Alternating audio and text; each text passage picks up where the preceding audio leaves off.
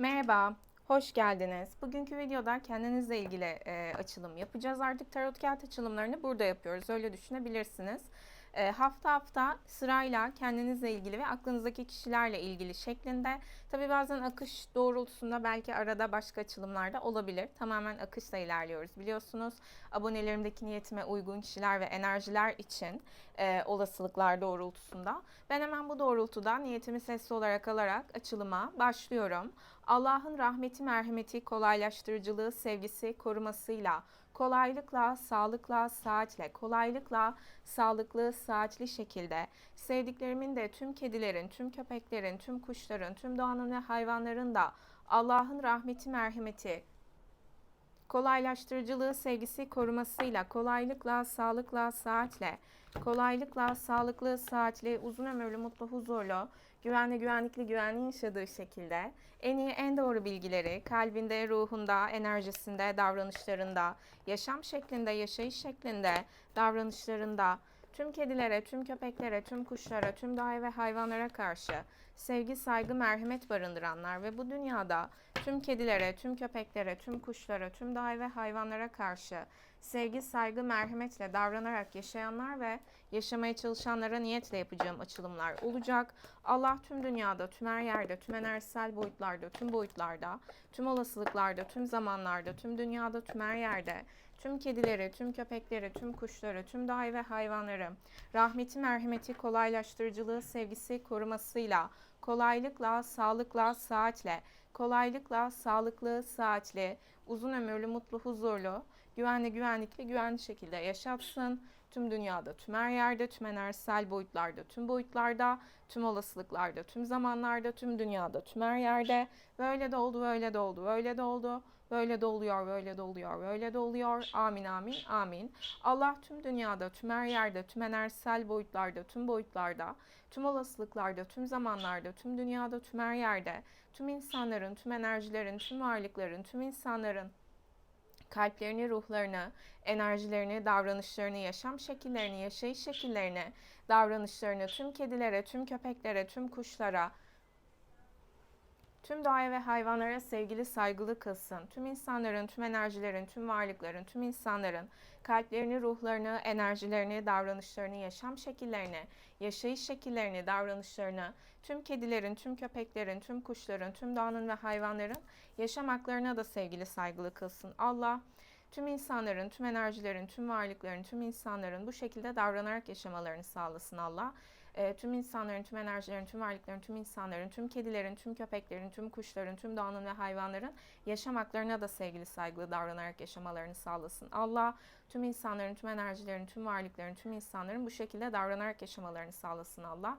Yaşamlarını, yaşayış şekillerini, davranışlarını bu şekilde kılsın Allah.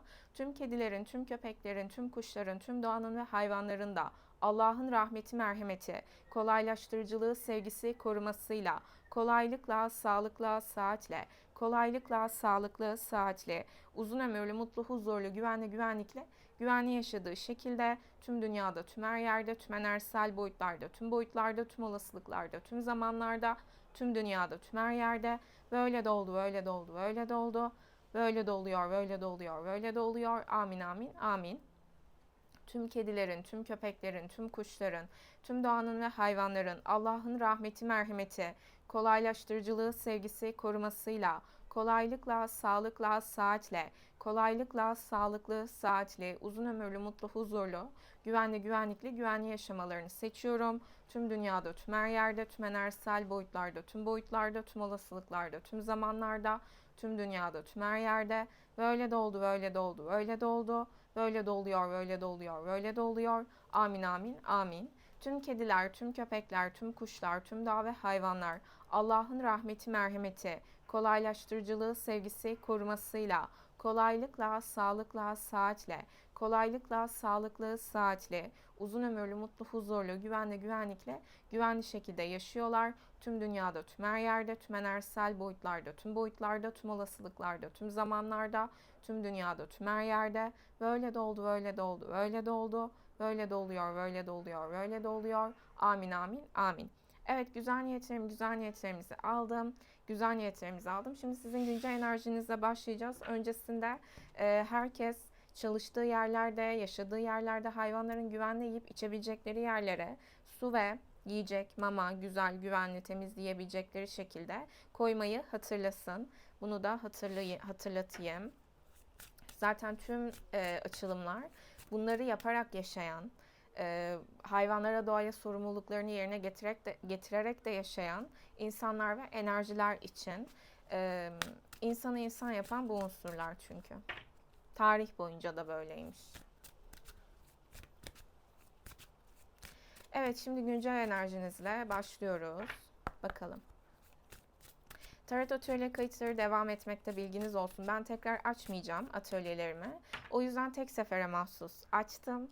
Yorumlama atölyesi ve normal yaklaşık 40 saatten 31 oturumdan oluşan tarot atölyesi şeklinde.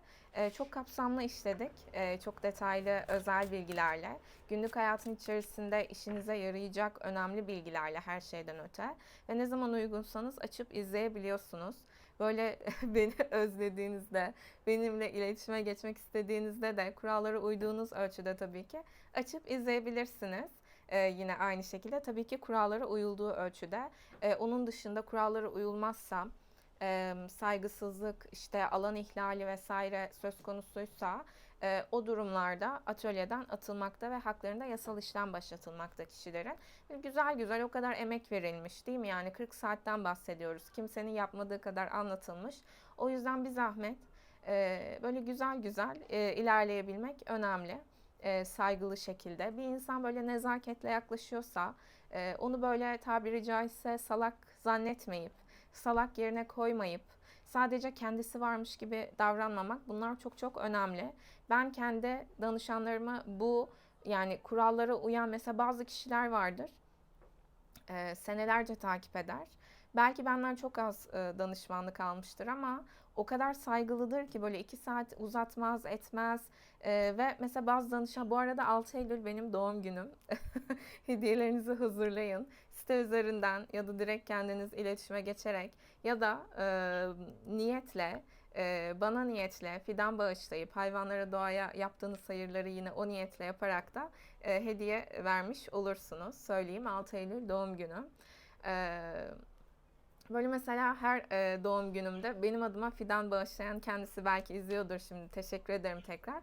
O mesela beni o kadar duygulandırıyor ve mutlu ediyor ki, ve hani bu kendisinin düşündüğü bir şey ve bunu yaptı diye de mesela ekstra benimle uzun uzun konuşmuyor, etmiyor. Muhakkak hani onun enerjisini muhakkak o da çok dönüştürücü şeyler yaşıyordur kendisine göre. Ama mesela hani çok saygılı, ya da mesela YouTube kanalımda aynı şekilde, San Montero YouTube kanalımda da böyle destek olan, teşekkür butonuyla, katıl butonuyla, ama böyle hani destek oldum diye işte hani yapışmaya çalışmayan, böyle kendini ön plana çıkarmaya çalışmayan çok güzel, kaliteli, saygılı kişiler var. Onlara da teşekkür ederim. Belki hani şahsi olarak tanımasam da, dediğim gibi mesela benim atölyemde de benim sürekli danışanlarımın çoğu işte Ezgi Hanım açın bu atölyeyi, işte sabırsızlanıyorum, hadi ne zaman açacaksınız falan, senelerce kaç kez sordular. Ve bunu diyenlerin çoğu diyeyim kayıt yaptırmadı mesela, benim hiç tanımadığım ama senelerce beni takip ediyormuş mesela kişiler kayıt yaptırdı, çok fazla kişi. Hani atölyeyle de çok yeni çok güzel insanlarla tanışmış oldum çok güzel şekilde. Hani herkes böyle, o yüzden böyle özellikle haddini bilen, kaliteli, sınırlara saygı duyan insanları benim için ekstra daha böyle farklı yerde diyebilirim, güzel anlamda. Onlara da tekrar teşekkür ederim. E, Yani ben nasıl burada kaç senedir açılım yapıyorum. E, Hani kolektif açılımlar, sizin söyledikleriniz, hani bunlar üzerinden konuşuluyor. Bunun dışında özel hayatımla ilgili konuştuğumu gördünüz mü hiç? Yani onu, kendi özel hayatım doğrultusunda, ne bileyim işte eski erkek arkadaşlarım olsun, bilmem ne olsun, hani sövdüğümü ettiğimi gördünüz mü başkaları gibi? Hani bunu ben yapmıyorsam size, siz de bana yapmayın yani. Bu kadar basit. O yüzden bu kaliteli şekilde, o düzeyli şekilde saygılı ilerleyen, o sınırlara saygı duyan kişiler kendilerini belli ediyor zaten ya. Onlar benim için de ekstra güzel yerlerde. Tekrar teşekkür ederim onlara da.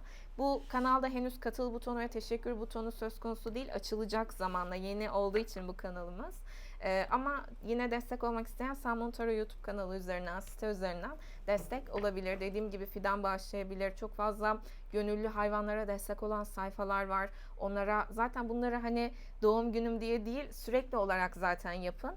Ama hani belki denk gelir, o niyetle yapabilirsiniz. Ya da kendiniz hani direkt bana bir şey almak ya da göndermek istiyorsanız da ben böyle somut hediye kabul etmiyorum.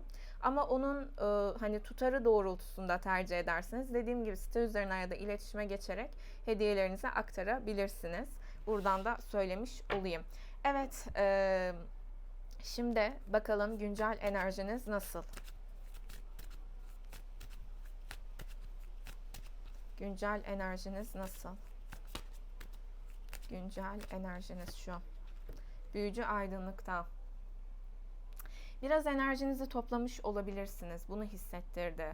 Yani yeniden doğmuş gibi hissettiğiniz, kendinize geldiğiniz, belki böyle boğaz çakrası şifalanmış olabilir diyesim geldi. Boğaz çakranız iyileşmiş olabilir. Kendinizi daha sağlıklı, daha güzel, ışıl ışıl ifade etmeye başlamış olabilirsiniz. Böyle iletişimle ilgili yaşadığınız bazı sorunlar iyileşmeye başlamış olabilir. Yani kendinizi sanki var etmeye başlamışsınız. Ertelenen bazı şeyler artık başlamaya başlamış, harekete başlamış. Başlamaya başlamış, yalnız başlamaya başlamış diyor kart. Yani belki uzun süredir şu olmuyordu, başlatamıyordunuz, başlayacaksınız olmuyordu falan. Artık onları başlatmaya başlamışsınız. Yani enerji yenilenmesi hissediyorum burada. Aura yenilenmesi, enerji yenilenmesi hissettiriyor bu kart bana. Işıldamaya başlamış olabilirsiniz. Işığınıza sahip çıkıp yaymaya başlamış olabilirsiniz. Bazı yetenekleriniz doğrultusunda da yeni başlangıç süreçleri içerisinde olabilirsiniz. Ve bu sizin öz sevgi, öz saygı, özgüven, özdeğer enerjinizi artırıyor olabilir. Yani böyle yapmak istediğiniz şeyleri yaptıkça, başlatmak istediğiniz şeyleri başlattıkça özgüveninizin de arttığını, yeteneklerinizin de arttığını ve aslında dünyaya ne kadar iyi geldiğinizi, ışık saçtığınızı gördüğünüz için doğal olarak özgüveniniz de artıyor olabilir. Bu kartla diyor kart olasılıklar doğrultusunda devam edelim. Güncel enerjiniz. Adalet gölgede. Ben şunu hissediyorum. Haksızlığa uğradığınızı düşündüğünüz bazı konular söz konusu sanki. Bunlarla ilgili konuşmak istiyor olabilirsiniz. İletişimler başlatmak istiyor olabilirsiniz. Burada gözlemlediğim. Buraya bir kart daha seçeceğim. Güncel enerjiniz. Dengesizlik, ikisi de gölgede geldi. Şimdi bu kadar güzel bir kart geldi. Bunu aşabilirsiniz. Büyücü aydınlıkta geldiği için. Büyücü der ki neye inanırsan onu yaşarsın. Dengenizin biraz bozulduğunu görüyorum. Haksızlığa uğradığınızı düşündüğünüz konular nedeniyle iptal. Onları pişirip gündeminize getirmeniz. Arka planda sürekli düşünmeniz. Ki zaten mesela yay burçlarının özellikle ya da Jüpiter etkililerin özellikle bunu neden bu şekilde söylediğimi de söyleyeceğim şimdi. Hızlı düşündüğüm için bazen kelimelerim yetişmiyor akışa. İyiliklere, güzelliklere nasip eden Allah şükürler olsun. İyiliklere, güzelliklere nasip eden Allah şükürler olsun. Maşallah maşallah diyelim. Jüpiter büyüten, genişleten enerji. Yani sende ne varsa onu büyütür. Düşüncelerin iyi, güzel, pozitifse onu büyütür. O yüzden ikizler de zarardadır. Çünkü ikizler çok kafaya takar her şeye. Sen neyi düşünürsen onu hayatına çektiğine göre kafaya takarsan o kafaya taktıkların bu kez karşına çıkmaya başlıyor. Büyücü de zaten onu der. Manifest, yani sen neysen karşına çıkanlar da o aslında. Düşüncelerinize, enerjinize çok dikkat edin. İptal deyin, hemen yerine böyle güzel şeyleri düşünmeye çalışın. Gerçekte öyle olmasa bile hani olmasını istediğiniz senaryolara hemen öyleymiş gibi aklınızdan geçirin. Çünkü bu zihinsel gücün, enerjinin, manifest enerjisinin çok yüksek olduğunu söylüyor kartlar. Hayatınıza geçmişte yaşadığınızla benzer olumsuz deneyimleri çekmek istemiyorsanız birazcık zihin enerjinizi, manifest enerjinizi dengeye getirmeniz gerekiyor. Bunu söylüyor bu iki kart. Aynı zamanda bunu neden söyledim? Zaten bu sene Jüpiter enerjisi, yani kader çarkı enerjisi. Tarot kartlarında da her senenin yıl kartı oluyor ve bunu bizim kendi bireysel şahsımıza özel de sene kartlarımız, kişilik kartlarımız, yıl kartlarımız oluyor ve bunların astroloji haritalarıyla da çok bağlantılı olduğu noktalar söz konusu. Ben böyle mini eğitim gibi, mini atölye gibi ücretsiz şekilde Sun Moon Tarot YouTube kanalımda bunları zaten çok detaylı saatlerce videolarla açıkladım. Burada kartlar diyor ki işte zaten kader çarkı senesi, yani ben zaten böyle reel olarak da paylaşmıştım hem YouTube'da hem Instagram'da. Jüpiter her zaman şans mı getirir diyerek ve çok daha detaylı bilgilerle. Yani sen neysen aslında kendine onu çekmektesin. O yüzden negatif kötü şeylere iptal, güzel şeyler düşün, güzele odaklan, enerjine sahip çık diyor kartlar. Bu dengesizliği hayatınızda çünkü giderebilecek potansiyele sahipsiniz. İş sizde bitiyor.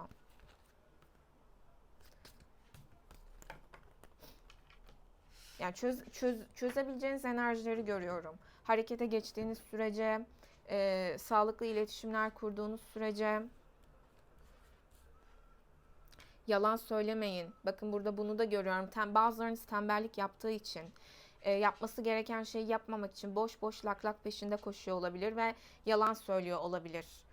Sırf o lak lakı devam ettirmek için iletişim konusunda. İptal negatif köşeleme. Yani enerjine sahip çık. Çünkü o doğrultuda olaylar yaşıyorsun diyor kartlar. Ve yaşayabilirsin. Devam edelim. Güncel enerjiniz. 3 kart geldi tekrar. Güncel enerjiniz. Olasılıklar doğrultusunda. Güncel enerjiniz. Dedim pozitif enerji hissediyorum. Yani geride bırakabileceğiniz etkiler söz konusu. Yani şunun güzelliğine bakar mısınız? Yaşadığınız olumsuzlukları, negatiflikleri geride bırakabileceğiniz, başta ne dedim? Yeniden hayata başlıyormuş gibi hissettiğiniz süreçler söz konusu olabilir demiştim. Bambaşka deste bakın. Burada da güneş kartı çıktı. Yani yeni başlangıçlar söz konusu şu anda sizin hayatınızda ve bunlar çok güzel, pozitif. Uzun vadede de size kendinizi çok iyi hissettirebilecek, yeni yeteneklerinizi ortaya çıkarabileceğiniz, hayattan tat alabileceğiniz, keyif alabileceğiniz, sağlığa, huzura, mutluluğa kavuşarak yaşayabileceğiniz, hayvanların, doğanın sağlıklı, saatli, uzun ömürlü, mutlu, huzurlu, güvenli, güvenlikli, güvenli yaşadığı şekilde de çok güzel süreçler gündeminizde. Bunu söylüyor kartlar. Üzerinizde ağırlık oluşturan durum, değnek konusu. Ertelediğiniz şeyler. Az önce de söylemiştim. Yapmanız gereken şeyleri erteliyorsanız ertelemeyin. Çünkü erteledikçe daha da büyüyor. Yani ben hep Sun Moon Tarot YouTube kanalımda bu örneği vermişimdir. Belki başka örneklerde vermişimdir ama şimdi yine bu aklıma geldi. Diyelim ki evi temizlemen gerekiyor ama sürekli halının altına süpürüyorsun iptal. Ne yapıyor? Halının kabarır yani halı artık. Hani ne olur ondan sonra orada artık ne çıkarsa iptal. Ve gittikçe yapmaya da daha da çok üşenirsin biriktikçe. Çünkü yapacağın iş artmış oluyor değil mi? O yüzden burada hayatınızda yeni başlangıçlar yapacağınız, yeteneklerinizi ortaya koyacağınız, hayata yeniden başlamış hissedeceğiniz konuları ertelemeyi bırakmanız gerekiyor. Çünkü bu zaten sırtınızda yük oluşturmakta şeklinde gözüktü ve yine Yay burcunun aslında kartıdır ve gölgesi diyebiliriz burada. Yani kendine gel diyor aslında kartlar. Kendini ertelememe konusunda. Yapman gerekenleri, var olman gereken, ışığını saçman gereken, belki hem yeni şeyler öğreneceksin hem oralardan ışık saçmaya devam edeceksin. Yani yaşa hayatı güzel şekilde, ışığını yaymaya devam et. Ertelediğin konuları yapmaya başla. Bunu söylüyor. Çünkü bu üzerinizde ağırlık oluşturmakta. İptal diyelim negatif kötü şeylere. Güçlü pozitif tarafınız, güçlü pozitif tarafınız. Wow, maşallah maşallah. Ve zayıf negatif tarafınız. Ben dedim bazılarınızda bir yalancılık seziyorum, yani gülüyorum ama zayıfta çıkan kart kılıç beşlisi çünkü. Yani bazılarınızda çünkü çıktı yani büyücü. Yani şey yapıyorsunuz, mağdura çok düşüyorsunuz. Bunu söylüyor kart. Atıyorum gidip meditasyon yapman gerek, ibadet etmen gerek, dua etmen gerek, hayvanlara daha yardım etmen gerek, ertelediğin işlerini yapman gerek. Bakın bunların astrolojiyi düzgün öğrenen herkes bilir. Bunların hepsinin astrolojik karşılıkları var. Atıyorum Venüs'ün şundaysa der ki kendine erteleme, kendine verdiğin sözleri tut ki Venüs'ün düzgün çalışsın. Venüs'ün düzgün çalışması ne demek? İlişkiler, hayattan tat almak, dünyanın nimetlerinden faydalanabilmek gibi gibi. Aslında Vedik astrolojiyi bu yüzden bir tık daha seviyorum diyebilirim. Çünkü Vedik astrolojide remediler var. Remedi diyorlar. Reçete gibi, tam Türkçesine bilemedim şu anda. Yani şu demek, diyelim ki işte senin Mars'ın şu şu. Batı astrolojisinde özellikle bizim ülkemizde maalesef çoğu kişi diyor ki ay senin işte şuyun şöyle yani böyle hareketler yapmıyor, belki yapanlar da söz konusu da. Hani işte şunları yaşarsın. Aman hani ne yapabiliriz? Bunun için mi astroloji? Hani nasıl yumuşatabilir, ne yapabilir, nasıl hani oradan nasıl çıkabilir? İbnül Arabi bile hani aydınlanan insan gezegenlere tesir eder demiştim ve ben bunu Vedik astroloji felsefesinde daha çok gözlemliyorum. Çünkü mesela orada diyor ki Mars'ın şöyle ya da şu tarz olaylar yaşıyorsam şu gezegenlerine bak bakayım diyor Vedik astroloji.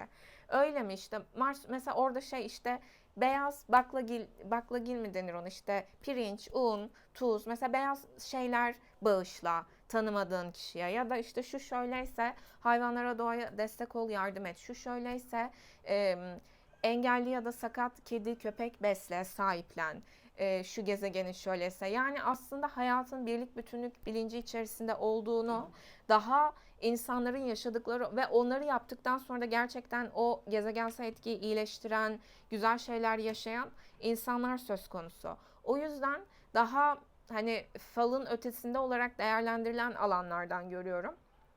Hani bu remedi kısmı çok hoşuma gidiyor açıkçası. Belki belki değil, Batı astrolojisinde de var aslında bunlar. Ama keşke böyle alkış peşinde koşmak yerine popüler kültür, işte şu kanal beni çağırsın, bu kanal beni çağırsın, yeter ki işte yüz binlerce izleneyim. Birazcık da böyle onların alkışlayacağı şeyler söyleyeyim. Kandırılsalar da neyse. Bunu yapan çok fazla kişi var. Keşke benim gördüklerimi siz de görebilseniz. Yani nasip etsin gerçekten. Yani benim gördüğüm o çıplaklığıyla böyle görebilin yani. Bunu gerçekten görün e, diyeyim burada da. Tamam da hani o söz konusu da ne yapabilir? Yani böyle birlik bütünlük bilincine yönlendiren kişi görmüyorum. Ben temel seviye astroloji eğitimi aldım ve devam etmedim bu yüzden. Vedik astroloji de öğrendim. Orada da farklı sebeplerle devam etmedim ama onun sebebi değil, hani Vedik astrolojideki astrologları beğenmemem falan değil. Başka sebep, ama Batı astrolojisinde devam etmeme sebebim astrologları beğenmemem. Yani kendi egosunu ben dedim çıktı. Bu söz konusu. İşte astroloji matematiktir, kesinlik söz konusudur. Astroloji nerede kesinlik söz konusu? Sallama Ziya yani. Nerede psikolojisi bozuk kişi var? Tipinden anlıyorsun zaten, konuşmasından. Böyle bazıları gerçek, ya o yüzden görebilin diyorum. Yüz binlerce takipçisi var ama konuşmasına etmesine bir bakıyorsun. Böyle hani tuhaf tuhaf, anladınız mı? Anlıyorsun yani ruhsal bozukluğu söz konusu. Belki astrolojiyle giderebilecekken orada da işte dediği çıktı bilmem neye takıldığı için, düşük bilinciyle, düşük bakış açısıyla orada da ilerleyememiş aslında. Bir de bu alanları da ayağa düşürüyorlar. Yani hiç bilmeyen kişi de diyor ki ya bu böyle dedi. Ben o yüzden inanmıyorum astrolojiye. İyi de onun dediği gibi bir şey değil ki astroloji. Çok daha ötesinde bir ilim. İnsanlığı ileriye götürebilecek, geliştirebilecek.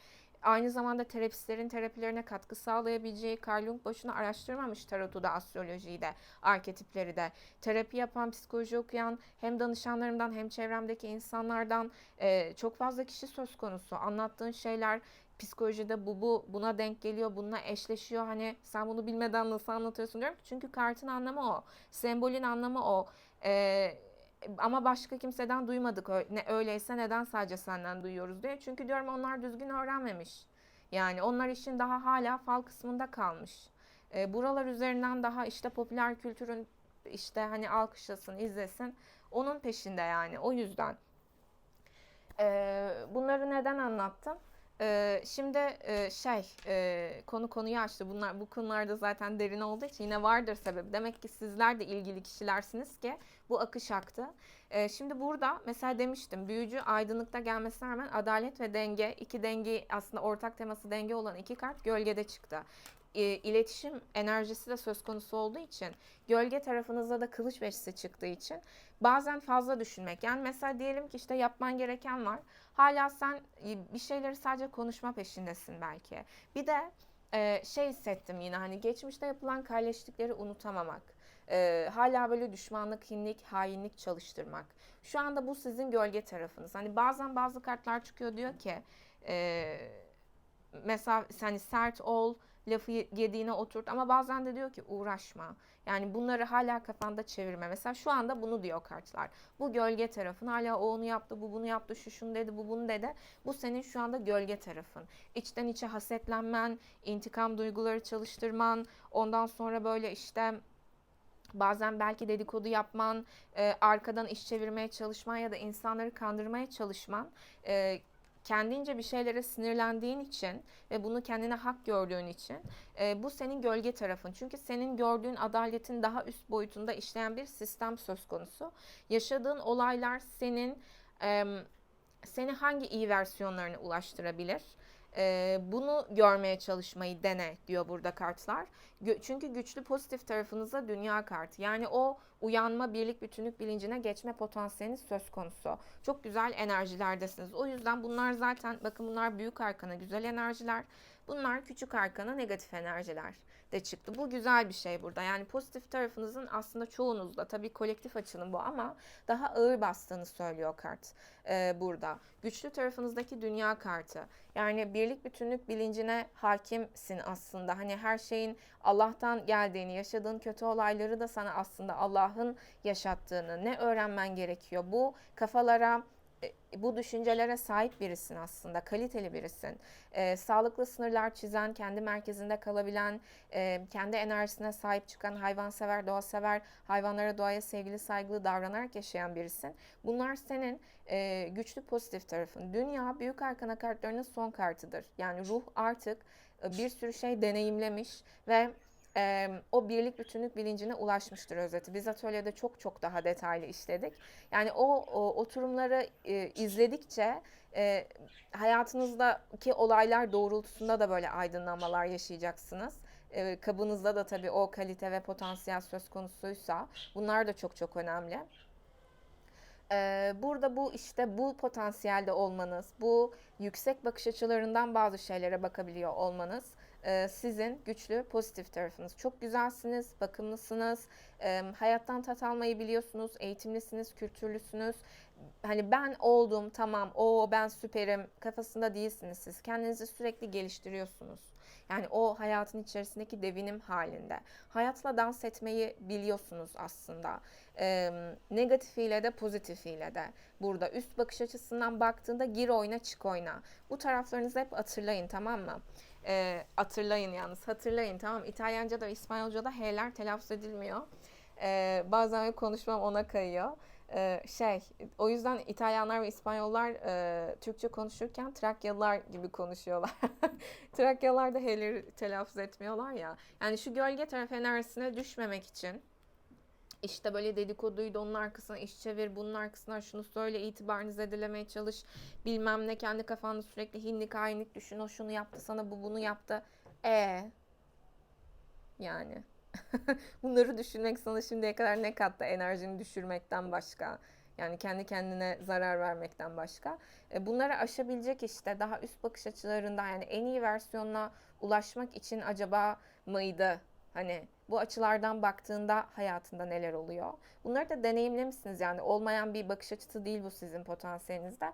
Bunu çalıştır, bu güçlü tarafın diyor. Yine başka kültürler, başka diller biliyor olabilirsiniz. Kültürlüsünüz. Yani bir şeye sadece buradan bakmıyorsunuz.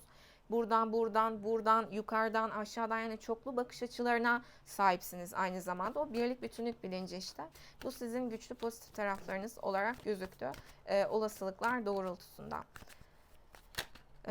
Geçmiş enerjilere bakacağım. Sürekli kılıç ası kartı kendini çevirip duruyor. Bu kaçıncı oldu bilmiyorum. Söylemek istediğiniz ya da böyle başlatmak istediğiniz bazı iletişimler falan mı var acaba?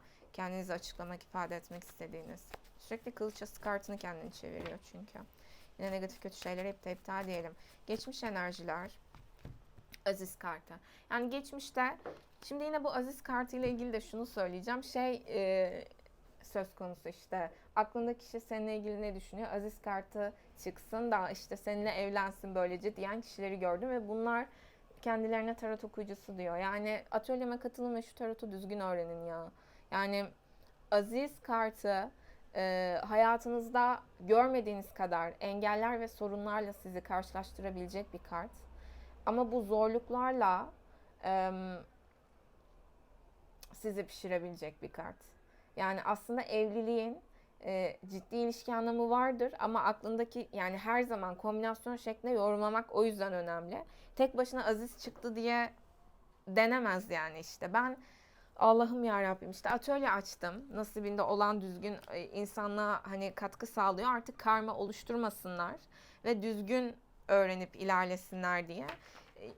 Ben üzerime düşeni yaptım. Yani yaptığımı düşünüyorum. Geçmişte Aziz kartı burada sizde. Çok fazla engelle karşılaşmışsınız. Aile, iş, yönetici, resmi yerler, özellikle yaşça büyük kişiler olabilir. Ya da hem yaşça büyük hem yaşça küçük. Yani burada kendi doğrularınızı sanki hayata geçirememişsiniz. Ama güncelde buralardan özgürleşiyorsunuz bakın.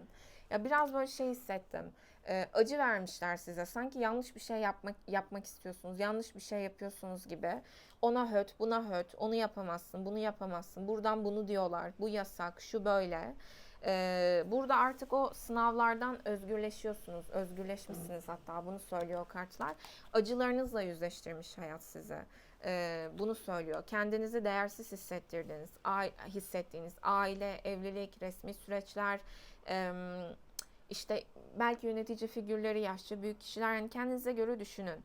İş, kariyer, eğitim ve aile bağlantılı, sıkıntılı, engellendiğiniz, ertelendiğiniz, böyle hani bir şey istiyorsunuz ama o konuda engelle karşılaşıyorsunuz gibi geçmişte süreçleriniz söz konusuymuş. Ama Aziz kartı der ki bunlar hep koruma işte. Aslında korunuyordun. Ama işte bu böyle bir koruma. Biz atölyede çok daha detaylı işledik. Benim atölyeme katılan kişiler çok şükür ki kim düzgün yorum yapabiliyor. Hatta beni sürekli izleyen kişiler de artık bunun ayrımını yapabiliyor. Kim düzgün yorum yapıyor, kim başka tarafından element uyduruyor. Bunları çok net ayrımını yapabiliyor artık ve kartların astrolojik bağlantılarını kurabilen, numerolojik bağlantılarını, sembolojik bağlantılarını kurabilen ve kendi hayatlarıyla bağdaştırıp oralardan kendilerine özgü mesajları çıkarabilen kişiler. Bu atölyeye katılan kişiler. Siz de bu aşamalara kendinizi ilerletmek istiyorsanız dediğim gibi kayıtlarınızı yaptırabilirsiniz. Şimdi devam edelim. Olası gelecek enerjiniz. Kendinizle ilgili neyi görmeli, neyi bilmelisiniz? Bir tane daha buraya çekesim geldi. Sizi etkileyen dış etkenler. Ne mana? Mesela ne mana? Sizi etkileyen dış etken. Sizi etkileyen dış etken.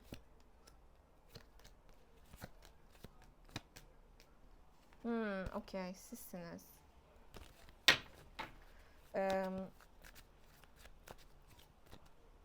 Korkunuz, korkularınız. Korkunuz, korkularınız. Yine ne mana diyeceğim? Korkunuz, korkularınız. Korkunuz, korkularınız. Bilemedim. Yani yine sizin için anlamlıdır ama bazen böyle oluyor işte. Yani bazı kişiler hani diyor işte nasıl bu kadar bilir. Hayatlarınızı bilmemeyi bu yüzden tercih ediyorum. Mesela şu an yine yorumlayacağım. Ama belki siz dinleyince diyeceksiniz ki hani sanki hayatımı biliyor.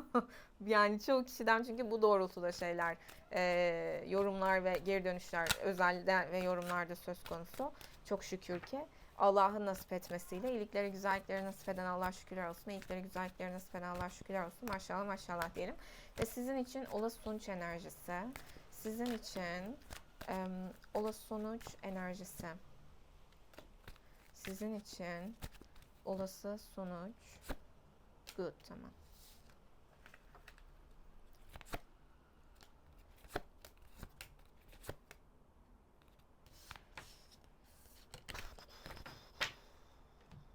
Şimdi kendinizle ilgili neyi görmeli, neyi bilmelisiniz?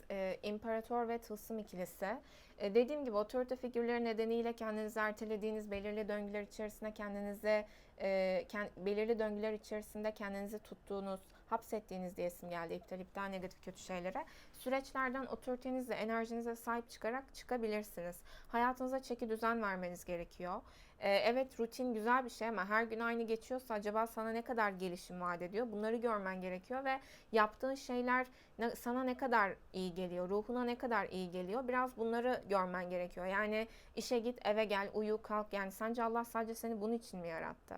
Yani robottan farkın ne senin? Ruhun var. Ruhuna uygun ne kadar yaşıyorsun? Hayvanlara, doğaya bol bol destek ol, yardım et. İyilikler yap bol bol ve hayatına birazcık ruhuna uygun şeyler kat, aktiviteler kat. Neyi seversin, ne hoşuna gider, ne ruhunu besler, iyi gelir. Birazcık böyle şey lazım, renk lazım, neşe lazım, dişil enerji lazım hayatınıza. Çok şey görüyorum burada, katılık görüyorum, sıkıcılık görüyorum. Kendinizle ilgili bunu görmeniz gerek. Yine negatif kötü şeylere iptal diyelim. Belki böyle gardırobunuzu yenilemek, tarzınızı değiştirmek olabilir. Çok düzen var burada. Ama o aşırı düzen, aşırı kontrolcülük sıkıcılaştırmış hayatınızı yani.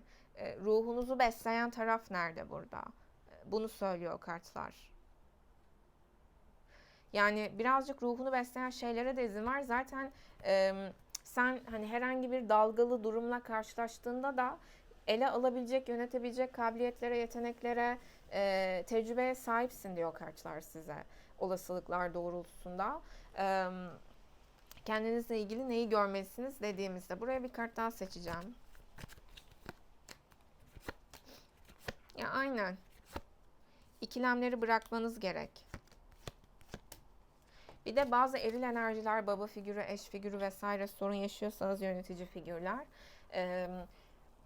Burada yine aşırı katı ya da aşırı şey olmaktan çıkın. Yani dediğim gibi böyle işte hinlik, hainlik, şöyle böyle işte aslalar bilmem ne, bu kafalarda olma artık. Bu seni bir yere götürmüyor. Kendine ilgili bunu görmelisin diyor kartlar size.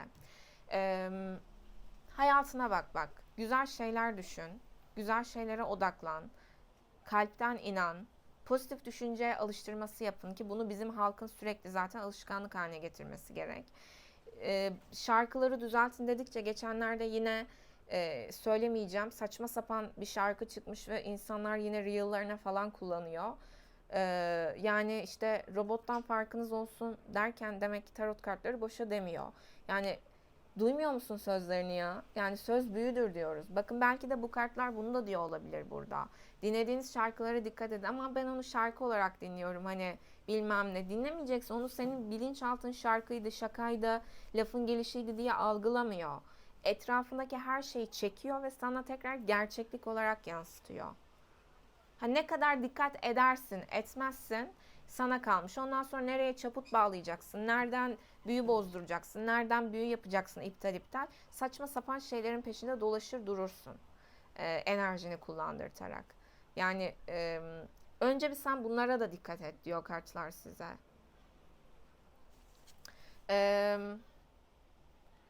Bu değil, şuydu ilk gelen kart. Sizi etkileyen dış etkenler kupa kraliçesi çıktı. Ben burada ne mana, hani siz misiniz başkası mı dedim. Bu sizsiniz. Sizin istediğiniz şeyler, yapmayı istediğiniz şeyler, hayata geçirmeyi istediğiniz şeylerle ilgili, hala belki maddi konularla ilgili ikilemler nedeniyle aslında bal gibi ele alıp bal gibi çok güzel sürdürebilirsiniz istediğiniz şeylere. Yani para harcamaktan kaçınıyorsunuz sanki. Diyor ki kartlar, sen istediğin şeylere para harcadığında, yatırım yaptığında ödeyemeyecek bir halde değilsin. Kendine gel. İşte ruh kat hayatına birazcık. Sizi etkileyen dış etken aşırı mükemmeliyetçilikten dolayı cimrileşmeniz, sevdiğiniz şeylere para harcamaktan, merhamet, vicdan, iyilik, güzellik doğrultusunda para harcama noktasını birazcık daha yavaşlatmanız. Bunu tekrar hızlandırman gerekiyor. Bunu görmen gerekiyor. Yani kendini, ruhuna iyi gelen şeyleri, iyilik, güzellik doğrultusunda para harcamayı, kendine iyi gelen şeyler doğrultusunda, sevdiğin şeyler doğrultusunda tekrar hatırlaman gerekiyor. İsteklerini, hayallerini, bu doğrultuda üzerine düşenleri, maddi manevi tekrar hatırlaman gerekiyor diyor kartlar size. Olasılıklar doğrultusunda. Burada Korkularınız ne diye baktığımda da adalet çıktı. Resmi bazı yerler, resmi bazı süreçlerden korkuyor olabilirsiniz. Bazılarınız evliyse, boşanma süreci içerisinde falansa bunlarla ilgili korkularınız olabilir. Olasılıklar doğrultusunda bunu söylüyor kartlar. Kendinizi ertelememeniz gerektiği, bu maddi kaygılara göre hareket etmemeniz gerektiği, neredeyse benim bu kanalı açtığım ilk zamanlardan beri size uyarı olarak çıkıyor, sürekli olarak çıkıyor. Demek ki düzeltemiyorsunuz ki çıkıyor yani. Yani herkesin kendi tercihi. Ne doğrultuda yaşarsan o doğrultuda olaylar çekiyorsun hayatına. Resmi bazı korkularınız gözüktü. Resmi konularla ilgili korkularınız gözüktü. Olasılıklar doğrultusunda. Bir de bazı kararlar vermek olabilir yine. Büyücü ve adaletin gölgesi burada çıkmıştı bakın. Hakkınızı savunmak olabilir. Ben hakkınızı savunmak gibi hissetmedim ya. Başka bir şey bu. Resmi bazı konularla ilgili korkunuz gözüküyor. Bazılarınız ilahi adaletten korkuyor olabilir. Karmadan korkuyor olabilirsiniz. Belki de gölge tarafınız kılıç beşlisi çıktı. Bazılarınız yediği haltları biliyor belki. Yaptığı şeyleri bal gibi biliyor. O yüzden belki şu anda karmadan korkuyorsunuz. Yaptığınız şeylerin, yaşadıklarınızın size geri dönmesinden korkuyorsunuz belki de aynı zamanda. Belki resmi süreçlerle de. Yine negatif kötü şeyleri iptal diyelim. Burada sizin için olası gelecek, olası sonuç enerjisi biraz daha eli bolluk enerjisine geçebileceğiniz çok şükür ki enerjiler çıktı. Bol bol hayvanlara, doğaya destek olup yardım etmek, maddi manevi alma verme dengesine dikkat etmek, başkalarına katkı sağlamak, sevdiğiniz şeylere para harcamak. Yani elin artık bollaşıyor çok şükür ve elin bollaştıkça sana da geliyor diyor kartlar. Yani burada alma verme dengesi. Bu kart mesela sadece sana para gelecek diye yorumlayamazsın. Mesela tılsım dörtlüsü kartına cimrilik kartıdır. Onu o şekilde değil başka türlü ya da tılsım altılısı mesela yine başka türlü. Bunlar yine mesela cimri, şeytanın peşinde koşan, insanlığı da bu şeytanlık, gelişimsizlik doğrultusunda manipüle etmeye çalışan kişiler. Hayır, bu kartın anlamı belli kardeşim. Alma verme dengesine dikkat et diyor. Olası gelecekte de buna daha çok hani dengeniz zaten şaşmış gözükmüştü ya. Bu hangi açımda çıkmıştı? Yine çıkmıştı gibi hatırlıyorum. Bakın ikisi de gölgede. Olasılıklar doğrultusunda negatif kötü şeyleri iptal diyelim. Biraz harcamalarınızla, hak edene hak ettiğini vererek, sevdiğiniz şeylere para harcamaktan geri kalmayarak, bolluk bereket enerjisine geçebilirsin. Kendi kimliğini kendin oluşturuyorsun, düşüncelerin oluşturuyor. Fakir gibi düşünürsen öyle, yani bu hayata bir kez geliyorsun, öyle de ölüp gideceksin yani. En azından düşünceni bir değiştirmeyi dene. Bedava bu bak. Bu videoyu izliyorsun yani. Ama sen hala, yani bazıları, sen derken hani bazıları için söylüyorum. Fasafiso diyorsun ya da gidiyorsun videoyu kapatıyorsun, yine saçma salak şarkılar dinliyorsun. Saçma salak diziler izliyorsun yani. Sen bilirsin ama burada yine çoğunuzun olası gelecekte daha o alma verme dengesine dikkat edebileceği. Biz burada kartın mesajını söylüyoruz. Herkesin kendi seçimi, kendi hayatı. O doğrultuda da olaylar yaşıyor. Sonra da neden şöyle, neden böyle diyorsunuz ama. Söyleniyor, dinle. Dinlemediğin için zaten işine gelmediğinden dolayı anlayasın gelmediği için aslında bal gibi anlıyorsun bu kişilere diyorum. O yüzden onları yaşıyorsun zaten. Negatif kötü şeylere iptal diyelim. Burada da işte biraz daha o dengeyi sağlayabileceğiniz etkiler söz konusu. Olası gelecek enerjilerinizde hayvanlara, doğaya bol bol destek olun, yardım edin. Eliniz bollaşsın birazcık. Yani eli bol bir insan olun. Anladınız mı? Böyle her 3 kuruşun hesabını yapmayı bırakın. Bunu da yapabileceğiniz etkiler gözüktü.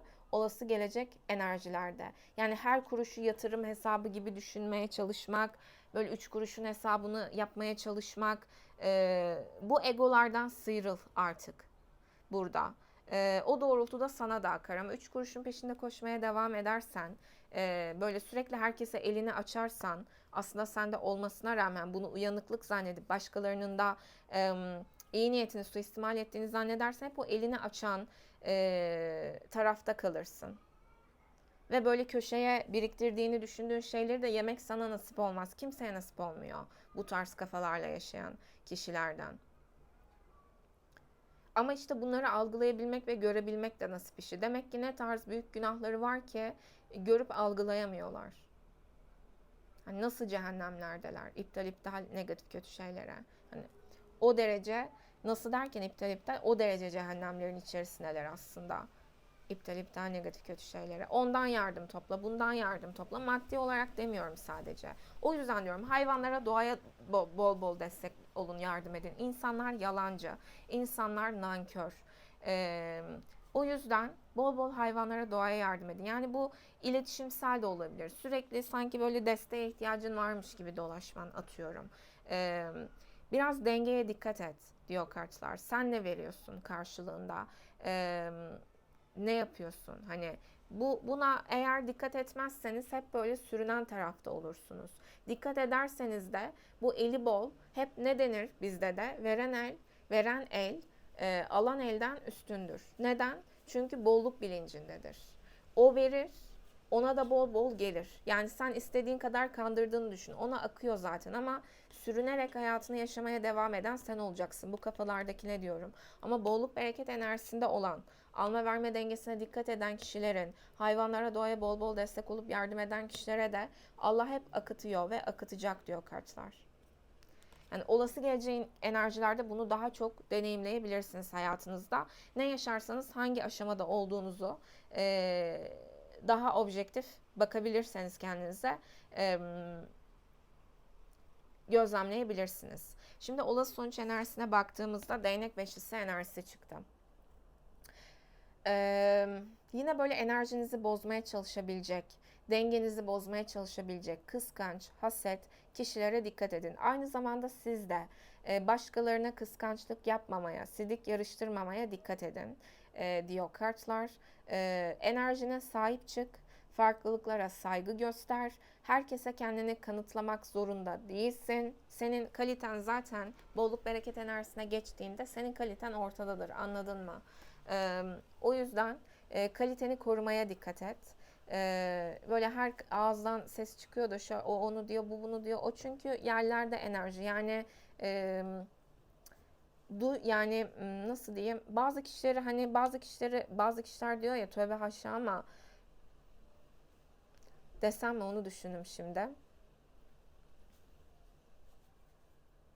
Hani Allah da yaratmış ama sanki hani Allah, hani şey gibi, aslında tabii ki Allah gözetiyor. Hani Allah bile yaratmış ama umursamıyor onları der ya bazı kişiler, bazı insanlar için. Hani o kötü oldukları için, haset oldukları için, kıskanç oldukları için, herkesin her şeyinde gözleri oldukları için, iptal negatif kötü şeylere. Tabii ki Allah gözetiyor. Onlara o kötülükleri neden yaşatıyor? Kendi kıskançlıklarını, hasetliklerini görsünler. Sürekli milletin malında, mülkünde göz koymayı ya da aşırı cimriliği bıraksınlar diye aslında.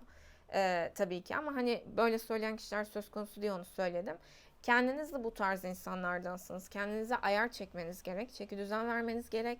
Çevrenizdeki bu tarz kişileri de kale alma diyor kartlar. Çünkü sonraki kartlarda ölüm ve tılsım kraliçesi çıktı. Yani burada enerjini bozmaya çalışan kişiler zaten hayatından çıkacak. Büyük değişim, dönüşümler yaşayacaklar. Senin bolluğun, bereketin, zenginliğin, yani bu eli bol enerjide olan kişilerin, özellikle cimrilik yapmayan, böyle hani eli bol olan, işte hani bu kişilerin yemekleri de lezzetlidir. Yanlarındayken iki sohbet edersin, o sana çok keyifli gelir gibi gibi. Hani bu böyle yüce gönüllü olan, enerjide olan insanların bolluk, bereket, güzel, huzurlu, zengin, ayakları yere sağlam basan, hayvanların, doğanın sağlıklı, saatli, uzun ömürlü, mutlu, huzurlu, güvenli yaşadığı güzel süreç enerjileri gözüküyor. Güzelleşmek, zenginleşmek, güzelliğin artması, ama haset, kıskanç, işte sürekli boş boş muhabbet etsin de milletin zamanı harcasın da milletin işi gücü varken, ama karşılığında hiçbir ödeme yapmasın, hiçbir para vermesin, sürekli pazarlık peşinde koşsun, hayvanlara, doğaya destek olmak deyince o 2 kuruşların hesabını yapmaya çalışsın. ya da milletin kazandığı şeylerin hesabını yapmaya çalışsın falan. Bu tarz kişileri de burada kartlar diyor ki hayatlarında bir kere sen bu kişilerin hayatlarından tamamen çıkacaksın. Çünkü sen onlar için bir nimettin. Yani eli bol kişi bu kişiler için bir nimetti. Sen onların hayatından çıkıyorsun. Yani o nimeti kaybediyorlar. Hak etmedikleri için. Nasiplerinde olmadığı için. Onlar bunu yaşayacak. Yani sürekli başkasına el açan kişiler özellikle.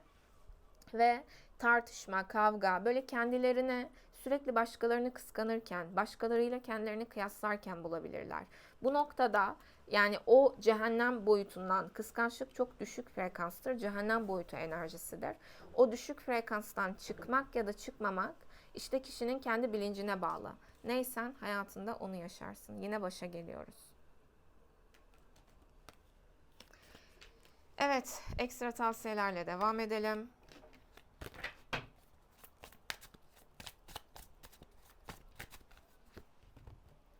Çakralarını temizle, daha fazla gülmek sana yardımcı olacaktır. Dediğim gibi biraz neşe, keyif, ruhunuza yatırım yapmak, elinizin bollaşması, yüce gönüllülük, hayvanlara, doğaya bol bol destek olup yardım etmek hayatınıza girmeli.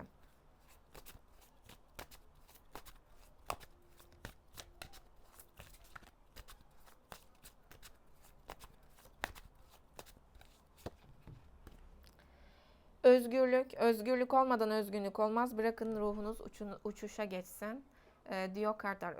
Dediğim gibi ruhunuza yatırım yapmanız gerek ve özgün olmanız gerek. Kopyacı kezban değil. Sürekli başkalarını taklit etmeye çalışan kişilerden olmayı bırakmanız gerekiyor. Kimse de kendindeki kopyacı kezbanlığı görmüyor. Orası da ayrı bir şey ama demek ki bazılarınızda var ki bu mesaj çıktı. Kendini başkalarıyla kıyaslıyorsan herkesin yolu başka. Allah herkesin ruhuna bir görev vermiş. Hatta Rumi Tarot'ta bununla ilgili tılsım üçlüsü kartındaydı sanırım. Allah arının kalbine onun yapacağı işi işlemiştir gibi bir mesajı vardı Rumi Tarot'ta. Tek bir kişi de yaratabilirdi yani. Bilmiyor muydu o? Sen hayırdır. O yüzden işte tılsım beşlisi egodur. Ama tılsım beşlisi diyorum. Değnek beşlisi. Kıskançlık egodur. Şeytanlık enerjisidir. Ve bilinçaltında sürekli kendini eksik görmek vardır. Aşağılık kompleksi vardır. Kendinizi başkaları... Geçen mesela Cristiano Ronaldo ve Georgina Rodriguez evlenmiş. Magazin sayfaları paylaşmış. Ay halkın yaptığı yorumları bir görseniz. Yani onların attığı çöp bile yani belki yani o insanların evine giren paradan daha pahalıdır. Kendilerine onlara yorum yapabilecek ve böyle yorumlar nasıl biliyor musunuz? Haset ve kıskançlık kaynıyor. Hani insan bir aynada döner kendine bakar ya. Yani zaten buralardan çok net anlarsınız. Özellikle böyle hani mesela çok güzel bir kadın çıkar ünlülerden. Der ki o onun da her yeri estetik falan der. Yorumlarda görürsünüz ya da işte onlar için de mesela yok işte yüzü gülmüyordu da tam böyle şey hani kıskanç, fesat, eğitimsiz, kalitesiz. Yani belki gelip şey diyecek ben şuradan mezunum ama hala eğitimsizsin ama işte. Yaramamış da nasibinde olmayanı istediği kadar eğitime katılsın, istediği kadar bir yerlerden mezun olsun. Nasibinde yoksa kalite hamur işi işte. O yüzden mesela ben bunu çok videolarımda da söylerim. Carl'ın cümlesidir bu. If you are cheap, nothing helps. Ucuzsan sana hiçbir şey yardım edemez. O yüzden kendinizi birazcık hamurunuzu kalitelileştirmeye bakın. Elinizi bollaştırmaya bakın. Yüce gönüllü olmaya bakın. Fakir edebiyatlarından, sürekli böyle başkalarının hayatını haset, kıskançlık, yani mesela bir insan oturup sohbetine, muhabbetine bu bence aşağılık kompleksi ya. Yani yorum yazmış hani. Bu çok düşük enerji. Hani yazdığı şey de hani mutluluklar falan dese hadi yine bir nebze. Yok işte suratı şöyleydi bilmem ne.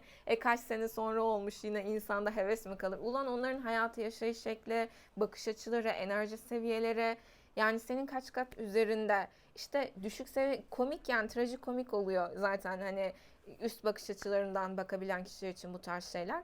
Bazılarınızda da bu kalitesizlik gözüktü. Az kısımda görüyorum çünkü Dediğim gibi küçük arkana kartlarıyla çıktı. Daha kaliteli kişilerin enerjisi büyük arkana kartlarıyla çıktı. Bu da kaliteli kişilerin daha çok olduğunu, daha yüksek enerjide olduğunu söylüyor. Ama tek tük bu sonuçta kolektif açılım. Ve demek ki var ve dönüştürmeniz gerekiyor. Bu da nasip işidir. Dönüştürün. İşte o ünlünün de şurası şöyle, o yüzden o şu kadar para kazanıyormuş bilmem. Ben mesela psikoloji okuyup milletin kazandığı paranın dedikodusunu yapan kişi tanıdım. Yani şimdi bu kişiye nasıl güvenip bu kişiden terapi alacak insan, yani hani baktığında güya psikoloji öğrenmiş. Hayatın işleyişi, yani o haset ve Venüs akrepti mesela bu kişinin. O yüzden Venüs akrep, Mars akrep, Kuzey ay düğümü akrep, 8. evde Kuzey ay düğümü, yengeç etkisi. Hani böyle birilerinin güzel bir şeyler yaşamasına sevinin, anladınız mı? Bunun pratiğini yapın. İçten buna sevinin, buna mutlu olun gerçekten. Allah daha çok versin deyin ya. Yani bunu kalpten yapabiliyorsan kıskanç değilsindir. Bunu kalpten yapamıyorsan, e, sevinemiyorsan başkasının mutluluğuna kıskançsındır. Ki bunu zaten magazin sayfalarının yorumlarında, hayatını bile bilmiyorsun sen, özel hayatını bilmem nesini yani. Saçma sapan trajikomik yorumlar. Bu kalitesizliklerden çık diyor kartlar size. Dikkat et. Yani çevrendeki bu kişilere de dikkat et. Özgür olmak istiyorsan özgün olman gerekiyor. Yani kopyacı kezban olmaman gerekiyor diyor kartlar. Böyle yorum yapıp sonra da atıyorum, hani örnek vereceğim, gidip onu yapamıyorlardır zaten de, atıyorum Georgina gibi giyinmeleri ya da çevrenizde de hani eleştir sonra ne giyiyorsan aynısını giymeye çalışır. Saçını ne yapıyorsan aynısını yapmaya çalışır falan, hani bu tipler. Yine negatif kötü şeyleri iptal diyelim. Başkasının mutluluğuyla mutlu olmayı ve atıyorum birisinde bir şey mi gördün? Koşu koşu onu almalısın, aynısına sahip olmalısın. Bu toksik taraflarınızı dönüştürmeye bakın. Bu çünkü toksiklik. Ve bu size sürünme, çevrenizde kalitesiz insanlar getirecek diyor kartlar. Yani tercih senin. Dönüştürmek de tercih işi. Dönüştürmemek de tercih işi. Tercih senin. O doğrultuda olaylar yaşarsın. Yine negatif kötü şeyleri iptal diyelim. Evet. Abonelerimdeki niyetime uygun kişiler ve enerjiler için olasılıklar doğrultusunda açılımlar bu şekildeydi. Uyumlandığınız ölçüde abone olabilir, beğenerek destek olabilirsiniz. Her videonun altında iletişim adresleri mevcut. Instagram, DM ve mail aracılığıyla iletişime geçip bilgi edinebilirsiniz. Kendinize yine Samantara YouTube kanalıma da abone olabilirsiniz. Zaten tüm açılımlarım iki kanalda da abonelerimdeki niyetlerime uygun kişiler ve enerjiler için. Evet, hayvansever, doğasever, hayvanlara, doğaya sevgili, saygılı davranarak yaşayan kişiler ve enerjiler için. Evet, açılım bu şekildeydi. Abonelerimdeki niyetime uygun kişiler ve enerjiler için. Kendinize iyi bakın. Hoşçakalın. Olasılıklar doğrultusunda tabii ki. Bu şekildeydi. Kendinize iyi bakın. Hoşçakalın.